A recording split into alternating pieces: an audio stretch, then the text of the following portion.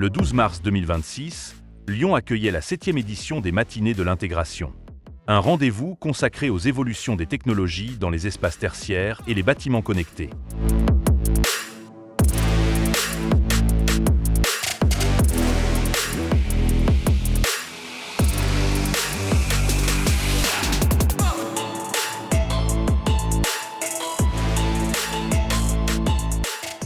Pilotage, exploitation des données, convergence entre IT, audiovisuel et GTB, les technologies transforment les environnements de travail et participent à l'amélioration du confort des occupants. Intitulée « La nouvelle génération des bâtiments pilotés, le Smart Building comme socle », la première table ronde s'est intéressée à l'évolution de la GTB classique vers des plateformes d'hypervision toujours plus ouvertes et interconnectées. Les échanges portent notamment sur les enjeux d'interopérabilité, de cybersécurité, de gestion des données et de montée en compétences, autant de sujets devenus incontournables dans les projets tertiaires et les bâtiments de demain.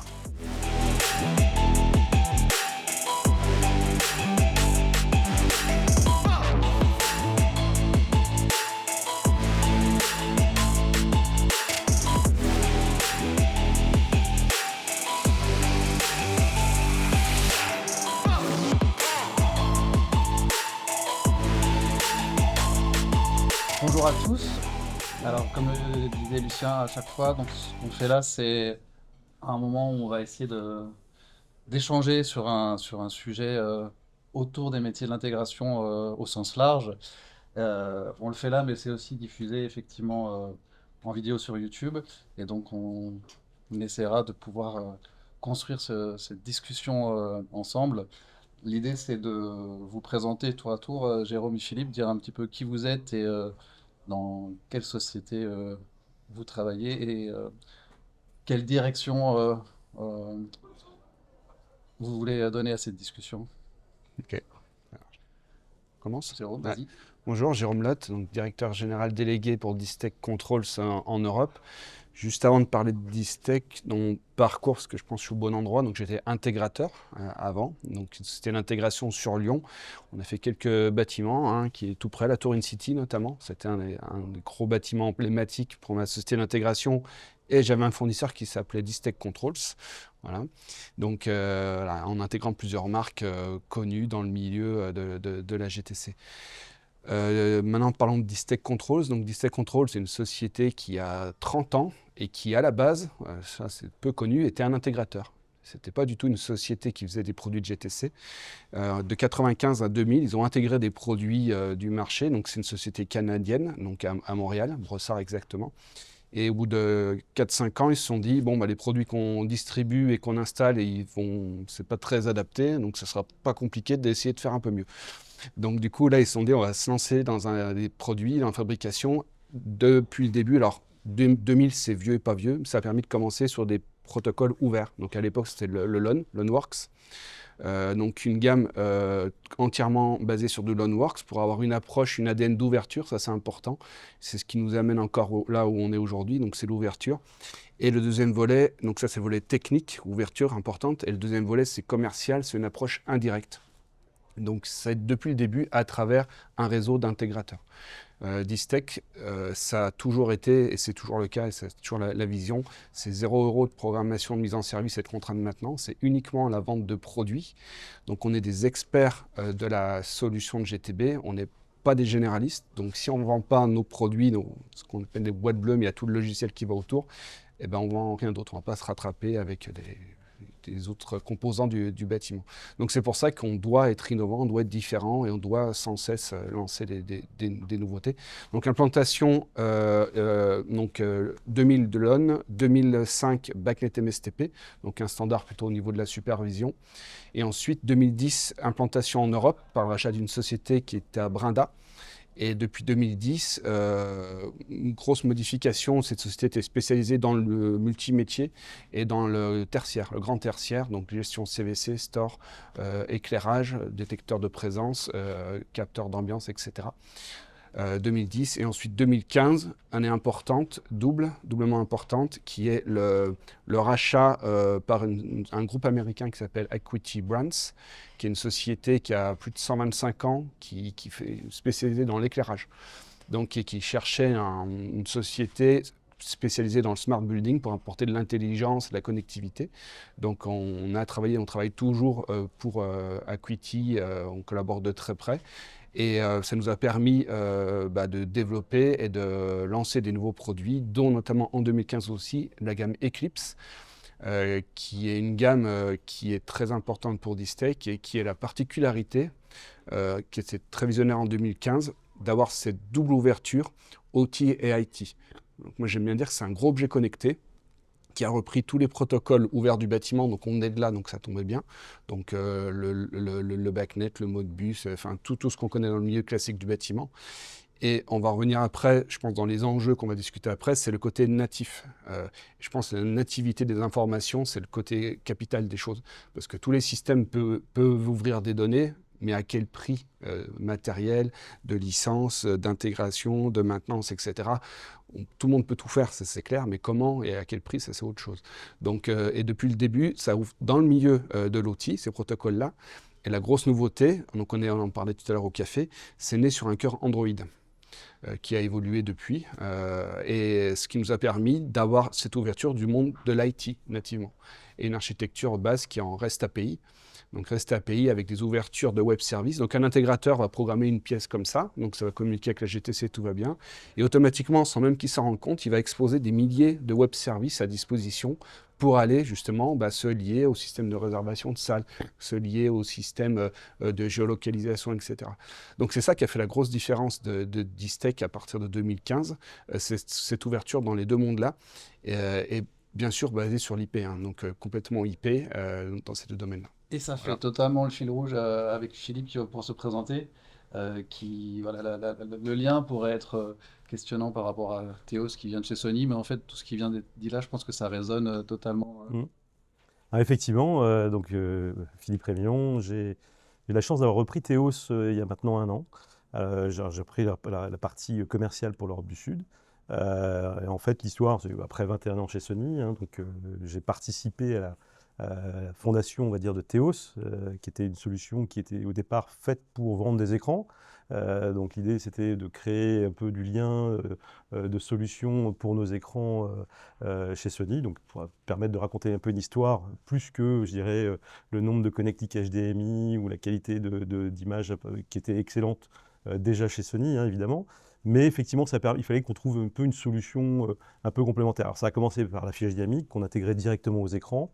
Et puis après, de fil en aiguille, on est arrivé à faire de la réservation de salles, mais aussi après du wayfinding mentionné, et puis permettre de, je dirais, tout un ensemble de solutions autour, on va dire, dans le monde corporate ou éducation, voilà, autour de la gestion des espaces, gestion des environnements, et donc récemment, Bureauflex, etc. Et donc il y a 1 an, Sony a décidé de se recentrer, on va dire, sur son métier premier qui était la vente de matériel, vente d'écran, et dire, voilà, c'est le moment pour Sony de s'ouvrir aussi à d'autres éditeurs, à d'autres solutions du marché, et pour Théos de devenir indépendant et de s'ouvrir à d'autres marques. Donc aujourd'hui, ça nous permet, c'est vraiment une très belle occasion, ça nous permet de nous ouvrir à des marques autres que Sony, donc des Samsung, du LG, etc., puisqu'on va être compatible avec Tizen, WebOS, voilà, tous les environnements des autres écrans du marché, ce qui était une vraie demande de la part de nos intégrateurs.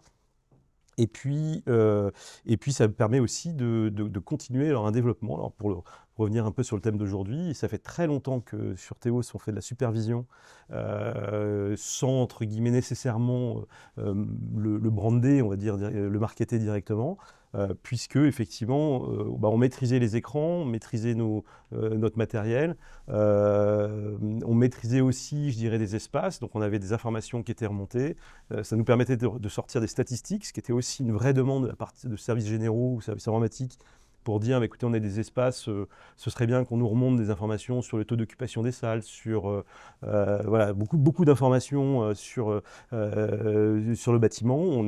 Très vite, on est allé sur les aspects énergétiques en se mettant en compatibilité avec des systèmes GUD, par exemple, de gestion de courant, par exemple. Et du coup, effectivement, on a fait la supervision, on pouvait pousser des mises à jour de firmware, pousser des mises à jour produits, etc., et aussi être capable de savoir si un matériel fonctionnait ou ne fonctionnait pas, et donc avoir cette vision. Et puis aujourd'hui, effectivement, la nature fait bien les choses de notre marché.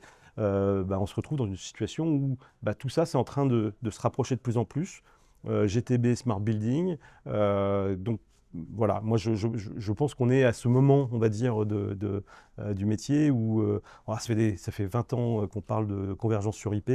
Ça a mis beaucoup de temps, je trouve, à venir, parce que nous, on est milieu audiovisuel au départ depuis longtemps, et bon, voilà, avec beaucoup de câbles, etc. L'IP aujourd'hui est omniprésent, donc la convergence est là, et puis on est dans une autre phase, je pense. Et c'était totalement le sujet. Là, on voit qu'en fait, finalement, Sony qui est à un bout de l'audiovisuel et Distech Control qui serait peut-être à l'autre bout, finalement, on se retrouve sur les mêmes problématiques et que le développement, la volonté d'avancer, finalement, converge vers la même chose et converge vers une certaine unification des choses. Ce qui est très intéressant à entendre, c'est que dans les télés Sony qui sont devenues des télés intelligentes, c'est Android qui a fait la bascule. Chez Distech, dans les contrôleurs, c'est un peu Android qui a fait la bascule, qui était un stock qui aujourd'hui évolue plus vers Linux parce qu'il y a des choses qui sont arrivées en cours de route. Et ce qui peut être intéressant à partager aussi, notamment parce que Acuity, dont tu parlais, a mis dans son giron l'année dernière QSC. Donc je pense que c'est conscience en fait que finalement l'intégration au sens large, pour l'expérience utilisateur, finalement il n'y a plus de frontières. Et donc je pense aussi que le métier de l'intégrateur est en train de changer. C'est quelque chose que vous ressentez aussi, puisque chez Distech, vos premiers clients, c'est les intégrateurs. Donc cette évolution nécessaire en fait du métier. C'est une évolution pour plein de raisons différentes. Une première raison, c'est la main-d'œuvre et le manque de main-d'œuvre. Parce que clairement, c'est des milieux où il faut. Souvent, c'est de grandes surfaces à déployer. C'est compliqué d'embaucher. Donc, ce qu'il faut faire, ce qu'on met en place depuis des années, c'est des outils d'aide à la productivité pour vraiment gagner du temps là-dessus. Parce que le matériel, il faut qu'il soit bon, attractif en prix, etc. Mais un projet, il se gagne au moment de la mise en service et du commissioning, si on est efficace ou pas. Donc, il y a des outils qu'on fournit de base par rapport à ça. L'autre sujet aussi, c'est au niveau de l'aide à l'intégration par rapport encore une fois, à l'ouverture en termes d'API. Il y a plein d'intégrateurs et puis plein de conseils qui savent très bien utiliser des outils pour pouvoir justement automatiser des tests pour voir les détecteurs de présence, les capteurs, etc., automatiser tout ça. Et l'autre chose aussi, c'est l'ouverture dans votre domaine, c'est la mutualisation des capteurs. Parce qu'on se rend bien compte qu'au lieu d'équiper, des fois, moi, ça me met hors de moi, on lève la tête, il y a 2-3 fois les mêmes capteurs, mais parce qu'il y a 2-3 lots différents et personne ne se parle. Et maintenant, il y a une évolution forte grâce à l'IP. Alors l'IP, c'est que le canal, hein, mais au niveau des protocoles et notamment des web services au-dessus, et qui a une prise de conscience qui est lente, c'est pour ça que ça a mis en effet peut-être du temps, mais l'IP est là, et la prise de conscience qui fait qu'on arrive à mutualiser et à enlever un peu ces frontières qui entre tous ces deux. Et typiquement, ça c'est un peu la discussion qu'on avait il y a quelques jours, hein, mais effectivement, c'est vrai qu'on a parfois plusieurs devices, plusieurs périphériques qui peuvent coexister, etc., et pas forcément se coordonner, mais il faut voir aussi une chose, c'est que souvent le bâtiment, il appartient à un propriétaire et que l'utilisateur est un autre utilisateur. Et lui, il a ses habitudes de travail, il va avoir ses capteurs qu'il veut lui, parce qu'il dit moi je préfère, ça ne m'intéresse pas d'avoir l'humidité, le CO2, etc. Mais en revanche, je veux être certain qu'il y ait la présence, et le capteur qui m'a été fourni là, voilà, donc on va le rajouter. Et là, c'est là la complexité, je pense. Et pour moi, c'est là où vraiment le travail de l'intégrateur aujourd'hui, c'est d'arriver à détecter les vrais besoins, on va dire, du client. Et ça, c'est vraiment capital, plus que, je dirais, tirer du câble, excusez-moi, hein, mais je pense que le métier, il est vraiment là, dans la compréhension du besoin du client et de l'existant, en fait, du bâtiment, et savoir comment on va, je dirais, après, derrière, le mettre en musique. Nous, fournisseurs de solutions, on ne peut que, je dirais, dire, ta partition, elle est comme ça, c'est comme ça que tu vas pouvoir déployer, et on va t'accompagner, toi, intégrateur, par la suite. Mais avant tout, c'est la difficulté que l'intégrateur va avoir aujourd'hui, qui est de comprendre l'existant du bâtiment et le besoin du locataire qui va s'y installer. Et comme tu dis, Il y a des capteurs qui peuvent être aussi bien côté propriétaire de bâtiment, côté preneur. Si on veut communiquer, le lien commun entre tout ça, c'est l'IP. Et c'est sûr que l'IP, il faut avoir une prise de conscience de ce que ça fait et puis surtout comment on peut faire. Initialement, on avait des réseaux silotés, techniques, AV, GTC, etc. Maintenant, on est de plus en plus sur des réseaux mutualisés, et ce qui est très bien et qui permet de dire entre le réseau vertical du propriétaire et l'horizontal du locataire, on peut communiquer avec l'histoire de VLAN, etc. Donc, un, il faut la prise de conscience, et deux, il faut qu'il y ait des mécanismes de cybersécurité dans tous ces équipements, ces capteurs qu'on met dedans. Et ça, c'est un vrai challenge aussi. Il faut échanger avec les DSI, qu'elles comprennent, enfin déjà, elles ont des exigences, et ce qui est normal, elles ont des politiques de sécurité, et il faut que les équipements capteurs, contrôleurs qu'on va mettre dessus soient au moins, au minimum, avec les mêmes mécanismes de cybersécurité, et qu'il y ait une prise de conscience de ça. Mais une fois qu'on a fait ça, entre guillemets, on a fait 80% du boulot déjà, parce qu'on a rassuré la DSI, et ensuite, on a exposé qu'on pouvait aller sur du Radius, du 802.x, du certificat, etc. Et là, on ouvre un peu la boîte de Pandore où on va pouvoir échanger. Mais c'est vrai que le milieu de l'intégration, pour revenir à ta question, l'intégrateur, c'est cette prise de conscience des mécanismes de sécurité qui fait que, voilà, on monte patte blanche, et derrière, là, on peut profiter de la valeur de toutes Et ces même points. au-delà de ça, je trouve que c'est intéressant parce que sans avoir rien préparé du tout, il y a des choses qui convergent directement vers des questions centrales. C'est vrai que Théos, qui est plutôt une couche de supervision qui va arriver au-dessus, elle doit être sur un socle qui fonctionne. La question de DSI, qui est un gros mot, mais les directions des services informatiques, elle est centrale parce qu'aujourd'hui tout cause par IP. Et là, on utilise la voix pour se parler comme de l'IP, mais si on parlait pas le même langage, on se comprendrait pas, ou difficilement, il faudrait traduire. Et c'est là où je pense aussi l'articulation entre le terrain, ce qui est mis en place, ce qui est segmenté, et les couches qui viennent pouvoir faire en sorte que tout le monde se comprenne et se parle sont de plus en plus un enjeu. C'est quelque chose qu'on voit à travers des solutions qu'on va appeler BOSS, middleware, de plus en plus. Parfois pour pallier à un manque de bonne conception en amont, ou parfois parce qu'il faut faire communiquer des systèmes qui vont parler comptage de personnes, aussi bien faire remonter des infos, comme je l'ai dit, qui deviennent de plus en plus importants aujourd'hui pour des donneurs d'ordre qui disent ben moi je veux savoir comment mon bâtiment est utilisé, mais peut-être pour gérer le CO2 ou pour gérer le confort, et donc tout ça, ça devient poreux en fait. En fait, moi je pense quand même alors j'ai l'impression qu'aujourd'hui sur le marché, je vois beaucoup de solutions un peu miracles qui arrivent tous les jours. Il y a des nouvelles solutions qui arrivent sur le marché, proposer des innovations, etc. Bon, alors déjà, moi je pense qu'il y a vraiment l'aspect fiabilité, hein, parce que tu mentionnais des notions de sécurité, etc. Mine de rien, on confie, je dirais, beaucoup de choses à une solution. Bon, voilà, moi je dois dire qu'effectivement j'ai la chance d'avoir une solution qui bénéficie d'une habitude de travail de Sony qui est hyper pointilleux. Les Japonais sont assez pointilleux sur les notions de sécurité et ils ne font pas n'importe quoi. Donc on a cet héritage qui a formé, on va dire, nos développeurs dans un certain nombre de contraintes. Donc ça c'est vraiment important. Après derrière, effectivement, je pense qu'il y a de la place un petit peu pour tout le monde. Et moi j'aime bien l'idée de dire que on regarde, vous, côté un peu effectivement plutôt foncier, plutôt immobilier, le bâtiment en tant que tel et vraiment la structure du bâtiment et comment on va gérer, faire en sorte que l'air conditionné soit parfaitement optimal en termes de performance énergétique par exemple et pour voilà, l'atmosphère, pour l'environnement du bâtiment. Et puis, moi, de mon côté, que surtout un salarié ou un employé qui va utiliser la solution, il soit content. Hein, parce qu'effectivement, si à un moment donné, on dit, par économie d'énergie, on doit réduire la climatisation à temps, les gens vont avoir froid. Alors, c'est sûr qu'en termes de RSE, etc., on sera très bien.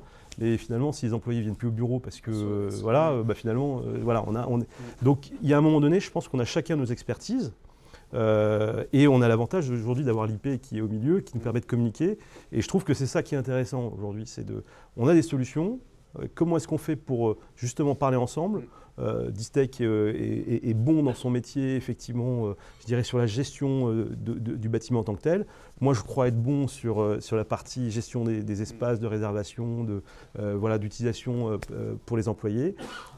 Voilà, faisons en sorte qu'on échange des informations pour que moi, dans mes reports, je puisse dire, aujourd'hui, le taux d'occupation des salles est de temps et on a été très performant sur le plan énergétique. Ça résonne sur le thème de la table ronde, c'est que finalement, il y a un socle qui est là, qui doit être solide, qui doit être bien conçu et communiquant de façon ouverte pour pouvoir bâtir des choses utile par-dessus. Effectivement, la dualité économie d'énergie, confort, la dualité expérience utilisateur, socle, tout ça, c'est des choses où s'il n'y a pas un fond solide, C'est ça. rien peut être construit par-dessus. C'est ça, construit pour exposer les données, pour faire ce que tu évoques.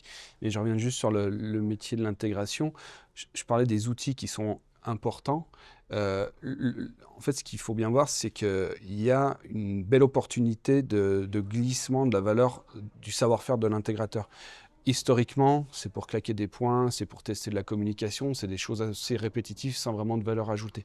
Avec tous les outils qu'on met à disposition, les API qui sont à disposition, il y a tout un tas d'outils qui permettent de gagner vraiment du temps et de passer moins d'heures sur des choses sans beaucoup de valeur ajoutée, et à l'inverse de décaler vers de l'ouverture de données, de la contextualisation de données pour aller vers tes solutions par exemple, et justement ouvrir d'une manière plus générale et valoriser ça. Donc le métier de l'intégrateur change en fait.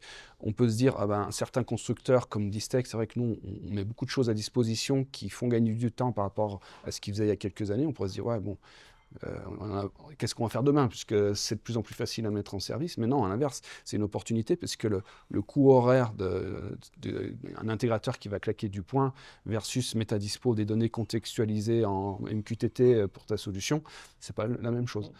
Ça reste le même métier, mais c'est valorisé, c'est bien plus valorisé. Et là, il y a un gros switch qui se fait, et il y a des solutions qui permettent de l'exposer plus facilement, ces données, ou pas. D'autres solutions où le côté valeur ajoutée, c'est pas chez l'intégrateur, il faut passer par le constructeur pour l'exposer.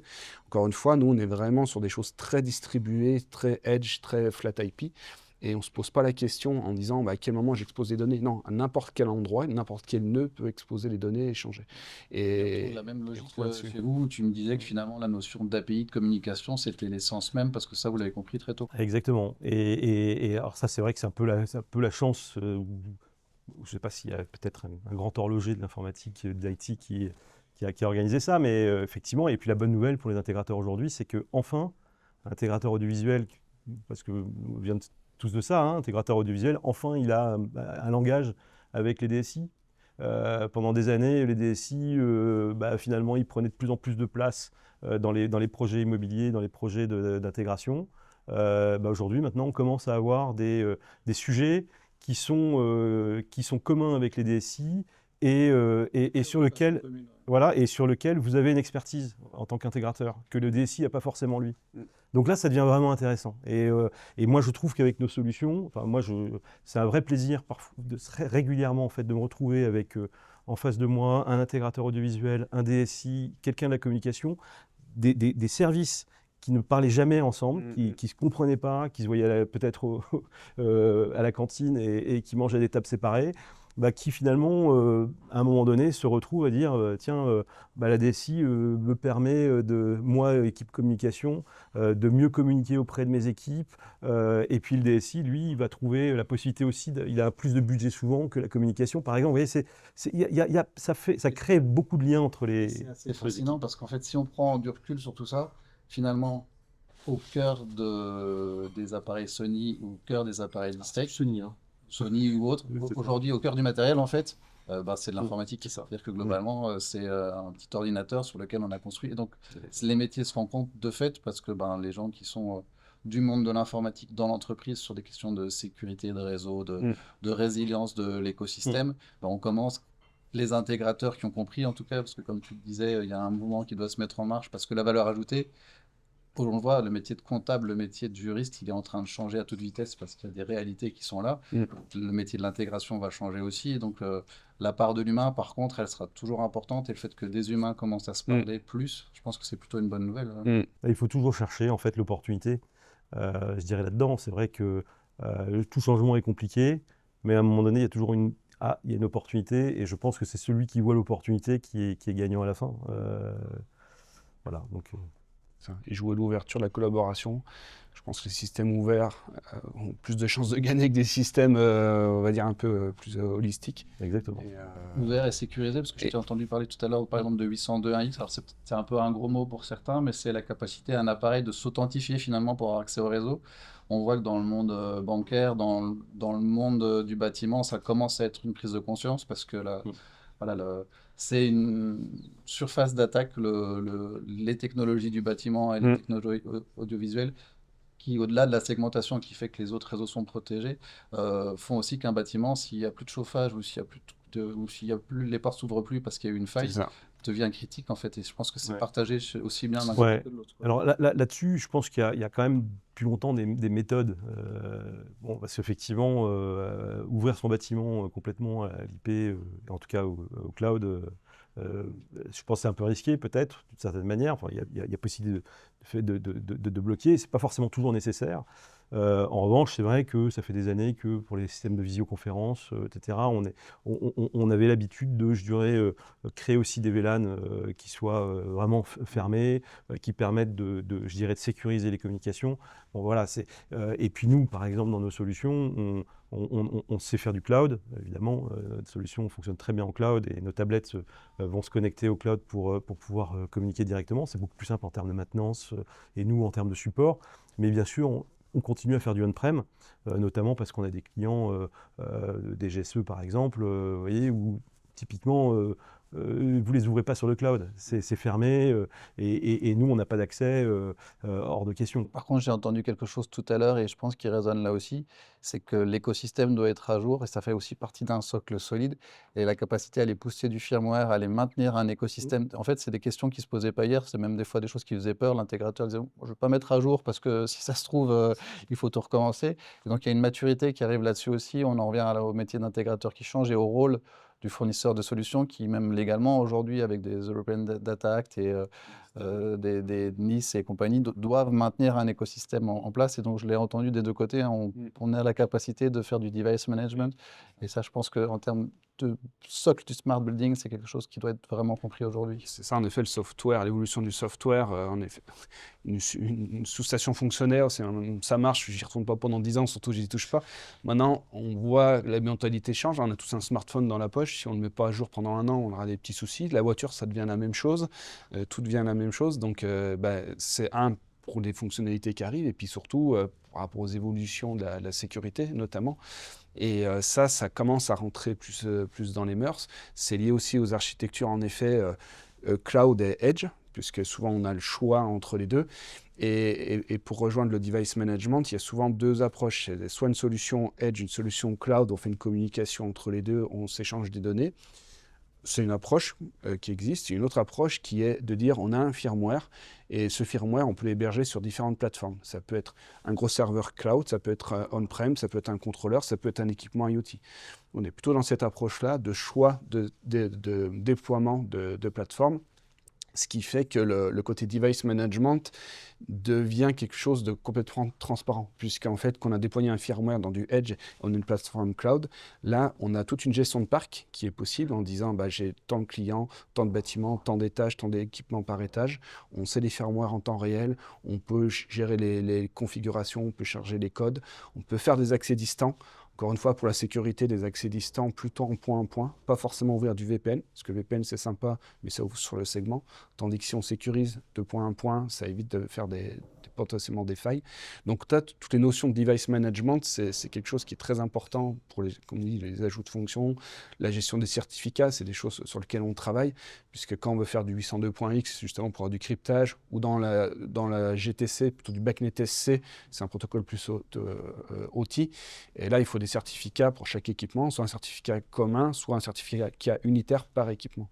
Et on a des clients bancaires, il y a des réglementations au niveau banque et assurance. Avant, il y avait du filtrage NAC qui était possible par rapport à la MAC adresse. Maintenant, c'est des choses qui sont quasiment plus tolérées et on est obligé d'être sur du 802.x qu'ils utilisent d'un point de vue bancaire, mais maintenant au niveau de tous les équipements. Donc là, c'est pour ça que nous, on a ces systèmes-là, encore une fois, sur nos gros objets connectés qui s'appellent les Eclipse, mais qui permettent de montrer de page blanche et d'être même sur le même niveau. Et on voit bien que si on n'a pas ça, maintenant que les réseaux sont de plus en plus mutualisés, on ne passe pas. Et l'autre point important aussi, c'est le côté flat IP. C'est-à-dire que ce qui déteste les DSI, c'est les shadow devices. C'est des équipements qui existent. On a 1000 équipements qui sont cachés derrière 10 belles passerelles d'étage. tout va bien, sauf qu'eux, ils voient les 10 belles passerelles, mais quand ils comprennent qu'il y en a 990 dans la nature, mais qu'ils ne voient pas directement, ça, c'est pas bon, puisqu'en fait, on peut se connecter à différents endroits, et puis on peut faire comme tu disais, des effets un peu de panique, en disant on va mettre le chauffage à fond, on éteint la lumière, on ferme les stores. Ok, c'est pas une attaque cyber en tant Non, que mais telle, c'est des bancaire, effets suffisamment, c'est des quoi. effets potentiels importants. Donc c'est pour ça que ces mécanismes, c'est primordial, et puis surtout avec les mêmes standards, les mêmes attentes que la DSI. La DSI, il y a quelques années, c'était potentiellement un peu un frein, on va dire. Touche pas à mon réseau. Voilà, touche pas à mon réseau. Et maintenant que les réseaux mutualisés et ces niveaux qui commencent à être similaires, ça devient vite notre meilleur ami. Et moi, dans les projets, on aime bien les avoir tout au début du projet. Et on se parle, on voit les exigences et on montre justement qu'on a un niveau similaire de réponse aux politiques Et c'est cyber. plutôt une bonne nouvelle pour des acteurs comme Théos qui vont se retrouver avec un écosystème homogène plutôt que des choses qui sont disparates et Ça, tout était au même niveau. C'est-à-dire que là, effectivement, derrière, nous, on va pouvoir communiquer. Et moi, j'aime bien prendre, par exemple, tout ce qui est contrôle d'accès. Moi, par exemple, ma tablette, j'ai la possibilité, avec un badge, de badger directement sur la tablette et de commander, on va dire, l'ouverture d'une porte. Mais comment je le fais? C'est pas Théos qui prend la main sur le contrôle d'accès. C'est au contraire, la tablette, elle renvoie une information en disant j'ai tel numéro. Je suis là, je suis à tel endroit, devant telle porte de salle. J'ai un numéro qui s'est présenté. Pour info, monsieur le système de contrôle d'accès, voilà, je pose le sujet là. Et donc le système de contrôle d'accès, c'est que effectivement ce numéro à tel endroit permet l'ouverture de la porte. Et le contrôle d'accès continue à faire son travail de contrôle d'accès. Et en revanche, ce qui est intéressant, c'est que moi, la donnée, effectivement sur Théos, je l'ai aussi. Je vais pouvoir la travailler, je vais pouvoir effectivement transformer ça en taux d'occupation, en taux de badgeage, donner de l'information par exemple pour des étudiants dans des écoles de commerce. On a fait ça en Espagne avec EADA, où tous les étudiants ils arrivent, ils badgent en rentrant sur la tablette directement. Et puis est affiché s'ils ont le droit d'accès ou pas à ce cours et faire un appel automatique par exemple. C'est tout bête, mais c'était une vraie demande de certaines écoles. une vraie notion de partager des informations, de mettre des c'est ça. infos à dispo. En revanche, moi, je ne prends pas le pas sur le contrôle d'accès. Ce n'est pas mon métier. De même que globalement, nous, on va pas chercher à rentrer dans la donnée critique, on va plutôt rester sur une couche, je dirais, intermédiaire, parce que c'est un métier qu'on sait faire, c'est-à-dire faire en sorte que nos tablettes affichent des contenus, qu'on gère les espaces de réunion. Réserver une salle de réunion, c'est pareil, on va s'interconnecter avec un Outlook ou avec un Gmail ou le calendrier interne. Mais je dirais typiquement, on ne va pas recréer toute l'histoire derrière. Nous, notre métier, c'est vraiment de faire en sorte que tout ça, ça communique pas mal et que chacun fasse bien son métier et remonter nous l'info qui soit pertinente pour le DSI ou pour les services généraux ou pour les équipes de com. Si je reformule un peu tout ce qu'on s'est dit, finalement, il y a une vraie convergence des différents métiers, mais néanmoins un socle qui doit être solide sur les fonctions essentielles du bâtiment. Ce socle solide, il repose sur un écosystème réseau informatique fiable qui est de plus en plus discuté de façon constructive avec les acteurs de l'IT. Et sur ce socle-là, on arrive de plus en plus maintenant, grâce à des solutions comme Théos ou d'autres, à construire de la partie applicative, interactive pour les utilisateurs. Je pense que c'est ce qui s'est dit en quelques mots. Ouais, et je pense que surtout, effectivement, rechercher des solutions qui sont fiables, éprouvées et qui vont pas. Parce que mine de rien, on touche quand même un peu d'infrastructure, on touche quand même le cœur des entreprises, le cœur des bâtiments, et que partir sur des solutions voilà, qui émergent comme ça et qui sont très prometteuses ou autres, je pense que c'est assez risqué. Donc du coup, je pense qu'il y a la pérennité qui est importante, et ça, c'est le choix des intégrateurs. La pérennité du matériel, de l'électronique, hein, parce que quand on fait des choix d'électronique, on peut avoir des composants pas chers avec des performances, on fait waouh, mais est-ce que dans 10 ans, tu auras toujours la même électronique? C'est un autre challenge. Et après, c'est l'association entre l'électronique et le firmware. Comme tu disais au début, on a fait un choix qui était Android, parce que Google avait une ligne, une roadmap au niveau d'Android embarqué qui était très ambitieuse. Malheureusement, pour plein de raisons différentes, la ligne a changé. Voilà. Donc du coup, on a dû basculer sur du Linux. Et donc on est passé ce qu'on appelle en génération 2 du software, mais on a réussi ce pari, ce challenge de garder la même plateforme hardware. d'un produit designé en 2014, là on est en 2026, et par mise à jour, on arrive à conserver ça. Donc c'est ce que tu dis, c'est la pérennité dans le temps. C'est pas parce qu'on fait un saut technologique de fonctionnalité qu'il faut, on parle de sustainabilité, de RSE tout à l'heure, conserver les équipements, c'est très important. C'est pas parce qu'un client fait un choix il y a quelques années et qu'il faut tout changer. Donc là, justement, enfin, nous, on est content de revoir nos clients presque 10 ans après en disant vous avez fait le bon choix, vous pensiez que le produit était peut-être un peu trop performant parce que les processeurs, les mémoires étaient costauds pour l'époque, même encore maintenant.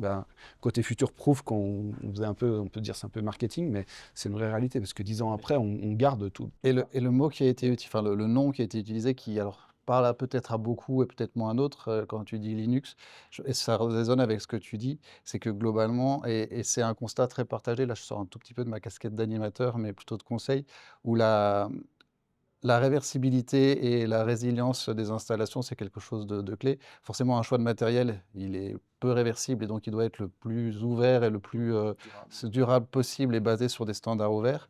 Et sur la dimension logicielle, on voit beaucoup aujourd'hui des solutions qui viennent se poser pour pallier un petit peu à des manques ou dire que c'est la solution miracle, comme tu disais. Et cette solution-là, il faut qu'elle soit aussi solide, mais surtout réversible. C'est-à-dire que globalement, c'est un plus, et que si ça fonctionne pas sans, ou si on se retrouve prisonnier, voilà, tu as évoqué certains constructeurs qui comment dire, valorisent leur écosystème différemment. Je pense que c'est une vraie conscience qu'il faut avoir du côté des donneurs d'ordre, des décideurs, que les DSI doivent être impliqués, et que la question de la réversibilité du logiciel, des solutions logicielles qui viennent se mettre par-dessus un bâtiment. Voilà, on ne va pas changer les contrôleurs, sauf si c'est de la grosse réno lourde, etc. Par contre, si on se rend compte qu'une solution logicielle, voilà, on le voit avec les Microsoft aujourd'hui, avec les solutions comme VMware qui ont décidé de multiplier les coûts de licence par 10, quand on est pieds et poings liés, ça fait mal.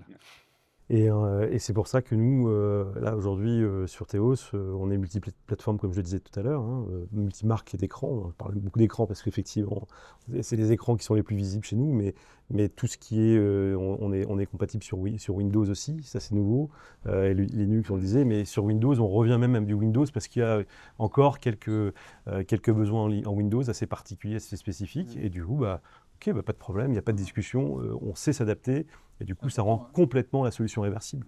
Et même j'ai des clients, des clients qui avaient d'autres solutions qui ont pu péricliter, des solutions de système de réservation par exemple, qui ont pu péricliter, s'arrêter.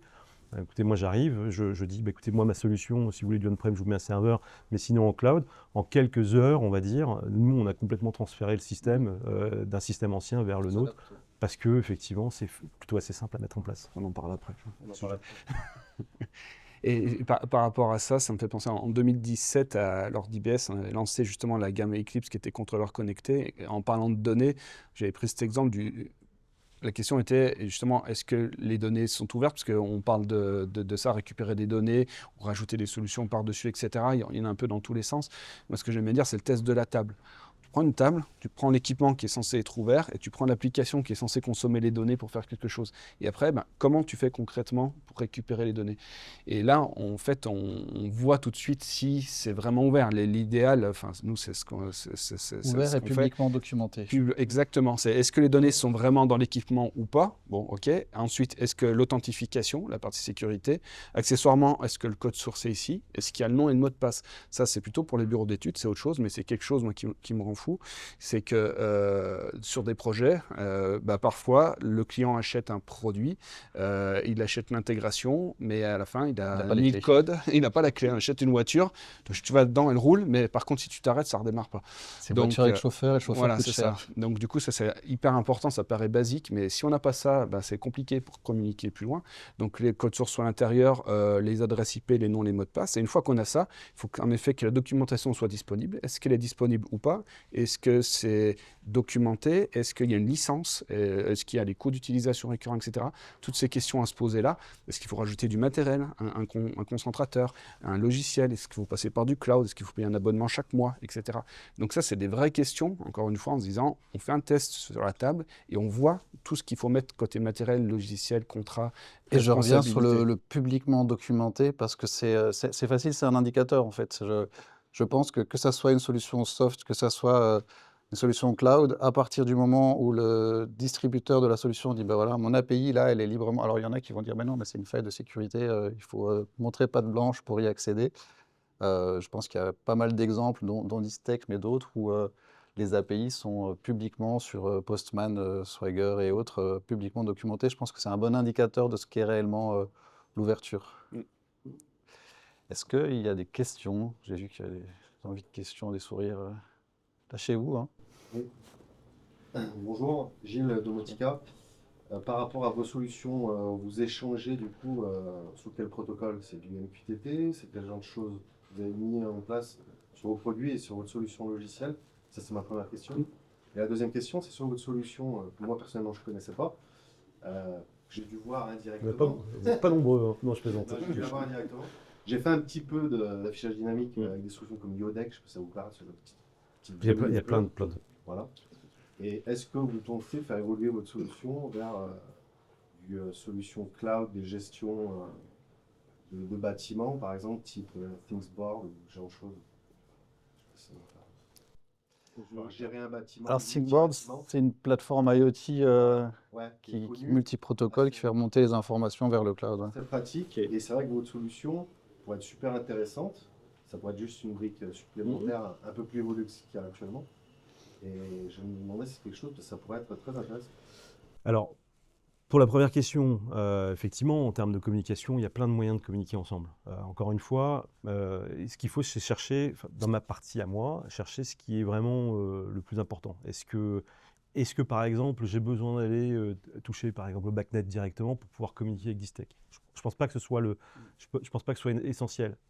Et c'est là où chacun son métier quelque part. Nous, encore une fois, moi, je reste sur une couche qui est plutôt informationnelle.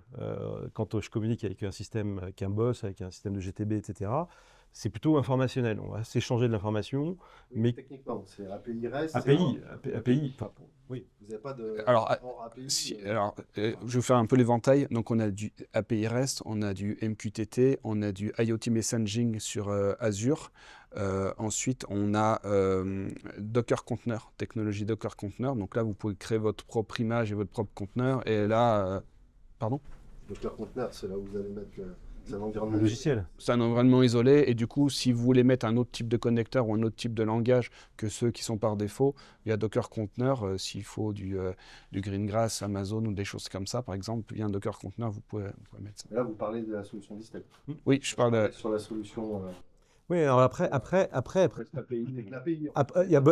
API, non, il n'y a pas de protocole particulier. On est beaucoup sur l'API. Après, derrière, par exemple, en IoT, on utilise LoRaWAN, par exemple, pour se connecter avec des capteurs. Ça a été un choix qui a été fait. On a du KNX, on est compatible avec du KNX, par exemple. Avec Théos, ça cause BACnet, KNX, tout ce qui est ça. IP, En fait, typiquement, et puis après, j'ai envie de dire, même si ce n'est pas le cas, on peut aussi développer s'il y a un besoin de développement. Aujourd'hui, en plus de 10 ans de vie de Théos, on est resté à peu près dans des usages qui étaient assez conventionnels finalement. Et encore une fois, l'idée, c'est pas forcément de créer un doublon, on va dire, d'une solution qui existe déjà de l'autre côté. Je pense que c'est important quand même, à un moment donné, de dire, moi, ce que je fais, j'essaie de le faire bien. Distech, par exemple, a une expertise dans son domaine. Vaut mieux plutôt communiquer correctement et travailler ensemble, et bien travailler ensemble, plutôt que de dire, moi, Théo, Distech, excuse-moi, mais je fais mieux que toi et machin. Je suis d'accord avec vous, mais Distech, c'est un fabricant, une solution, qui a une solution GTB également, qui a des produits sur le terrain très bien aussi. Il y a d'autres fabricants aussi, il y a des choses que Distech ne va pas faire qu'il faut remonter aussi. Il y a des solutions qui ressemblent un peu à la vôtre, mais pas complètes comme ça, et qui va se concentrer sur la partie juste gestion technique du bâtiment. Vous avez quand même une solution qui est super intéressante. Regardez un peu on parlait avec Thingsboard par exemple. C'est vrai que ça pourrait être super intéressant comme évolution. Et on parle d'API, tout ça, il y a quand même l'IA aussi qui arrive avec non plus des API maintenant, mais du MCP ou ce genre de choses. Tout ça, ça part plutôt de votre côté, vous voyez ce que je veux dire? Plutôt qu'un fabricant une solution unique. En fait, moi, je mets... Les produits, la qualité de votre solution. Après, on pourra en parler aussi, mais c'est vrai qu'on a le côté Edge. Sur le côté Cloud, on a fait quelque chose qui s'appelle Data Lab, qui va connecter directement les équipements Distech et pas que du Distech. Et c'est plus qu'un Data Lake. Et là, on a des SDK qui permettront d'ouvrir vers tout un tas de choses, et notamment côté agentique aussi, pour pouvoir se connecter à ce niveau-là. Et par exemple, là, on parlait d'IA. Aujourd'hui, nous, l'IA, on l'intègre par exemple sur Teams, Microsoft Teams. Après, encore une fois, c'est un niveau, mais c'est un niveau utilisateur qui est quand même important parce que c'est ce qui, au final, vous faites de la domotique. Je veux dire, je ne sais pas si c'est en résidentiel ou autre, mais moi j'ai de la domotique à la maison, je comprends très bien comment ça marche. Ma femme, c'est toujours un problème, hein. Elle arrive toujours pas à appuyer sur le bouton et me dit bah, attends, la prochaine maison qu'on a, surtout pas de domotique. C'est l'OAF, là, on parle plutôt de bâtiment. Mais c'est ça. Mais c'est là le problème. C'est là le problème, c'est que typiquement derrière, avant tout, c'est l'usage de la solution, que ce soit facile. Après, que derrière vous connectiez avec tel truc ou tel truc, le tout c'est que ça marche, et que ça fonctionne et qu'on ait vous voyez, des bons retours et justement une information qui soit correcte. Enfin, je pense. Avec moi-même. Je suis d'accord avec moi-même. Je ne suis pas aussi technique que vous, mais en fait, j'ai l'impression que ce que vous décrivez, ça ressemble à ce qu'on appelle un middleware, un boss, c'est-à-dire qu'il peut connecter à la fois de l'API, mais aussi tout un tas de protocoles en édition multi-bâtimentaire. Donc là, c'est pas chaque fois qu'on m'embrasse, hein, mais c'est ma compréhension en fait, de ce que vous êtes en train d'évoquer. En fait, on se rend compte qu'il y a de plus en plus d'outils qui vont manager du multisite ou d'autres choses au niveau global. L'utilisateur final, vous parlez de ça, lui, il s'en fiche, il n'a pas envie d'aller un peu sur un, sur la salle de réunion, c'est autre chose, là, ou sur l'écran. Donc cette globalité, avoir un outil un peu, on a des outils qui vont gérer le bâtiment, mais la partie réservation de salle, ça va être plus compliqué, c'est par Outlook, il n'y a pas vraiment d'outils qui seraient comme le vôtre, avec en plus cette partie gestion IoT, GTB. Alors, juste pour faire une toute petite virgule, je pense que c'est peut-être un besoin d'élargir la compréhension de l'écosystème aujourd'hui. Il y a une effervescence de solutions chez Cardam, chez Spinalcom, chez Trigger, chez Theos, des généralistes comme SmartSync, enfin ThinkBoard, qui sont plus de la plateforme IoT, pas spécialisée. Il y a une effervescence aujourd'hui et c'est plutôt une bonne nouvelle. Et je vais vous dire, hein, de l'offre, c'est jamais compliqué. Proposer des choses, dire on innove, et tout le monde est en quête d'innovation. Mais après, derrière, le résultat final, moi je peux vous dire, 2-3 ans après, je me rappelle une époque avec l'affichage dynamique, vous parliez de l'affichage dynamique, où il y a 10-15 ans, l'affichage dynamique, tout le monde en proposait. Vous aviez des solutions qui naissaient tous les jours en affichage dynamique. Et en réalité, quelques mois après, puis vous aviez des solutions qui étaient sérieuses, des gens qui effectivement faisaient leur travail sérieusement. Et après, quelques années après, vous alliez voir un client en disant je fais de l'affichage dynamique, et le client il vous disait quoi? Il vous disait attendez, moi j'en ai fait là, j'ai déployé machin, etc. Et regardez toutes les vitrines qu'il y avait de pharmacie, etc., ou les systèmes avec marqué le pop-up Windows et machin. Des solutions, de l'offre, vous en avez. Et votre travail, vous, pour moi, enfin, excusez-moi, hein, je me permets, mais j'ai un petit peu d'expérience aussi dans de l'intégration. Typiquement, c'est votre travail à vous de sélectionner des solutions qui répondent à un besoin du client, qui apportent une fiabilité et surtout parce que vous engagez pour votre client. C'est quand même c'est une vraie responsabilité. Alors effectivement, des solutions qui naissent, je vous dis, tous les jours, vous regardez sur l'NPI. Moi, ce que je vous propose peut-être, c'est de poursuivre la discussion qui est super intéressante. Et je ne sais pas s'il y a d'autres... En revanche, je suis désolé, hein, mais c'est un bon point. Effectivement, s'il y a quelque chose qui est pour vous vraiment pertinent et qui semble pérenne, il faut qu'on étudie, hein, et c'est le retour de l'intégrateur. Les protocoles standards, les standards informatiques, ce genre de choses. C'est pour ça que vous parlez d'API, maintenant c'est le MCP. Les API, c'est fini. Vous voyez ce que je veux dire? SDK, ce genre de choses. Maintenant, c'est le MCP. Si le MCP nous assure une sécurité... C'est obligatoire, c'est des API standardisés, le MCP, maintenant. C'est-à-dire, l'IA va communiquer avec ça. Au lieu que chacun fasse son API dans son coin et j'appelle telle fonction, etc., maintenant, c'est le MCP. C'est l'évolutivité, c'est là-dessus que ça va. Et là, on en reparlera dans 5 ans. C'est pour ça. Et ça, c'est des choses du MCP. Nous, on regarde dans les choses, je vous dis Data Lab, mais qui c'est plutôt au niveau cloud, en fait, des connecteurs MCP qui seront ici. Et après, en Edge, on a un relais Cloud to Edge. Mais en termes de sécurité, ça va... Ouais, c'est pareil. Hein. Parce qu'on l'ouvre, hein, le MCP. Un token de sécurité comme en API standard, sauf que c'est cadré. C'est déjà tout. Ça pourra même être le sujet d'une table ronde ou d'une conférence. S'il n'y a pas d'autres questions, je pense qu'on va finir sur ces bonnes paroles qui sont effectivement, tout évolue très très vite et le métier de l'intégrateur encore plus. Et néanmoins, il y aura quand même toujours un socle qui doit être solide parce qu'un bâtiment sans éclairage, sans chauffage, sans électricité, il s'y passe pas grand-chose. Et que tout ça construit sur l'IP, ça nécessite qu'on se parle et que les choses soient bien conçues. Merci beaucoup. Merci Antoine. Merci beaucoup. Merci. Merci à vous.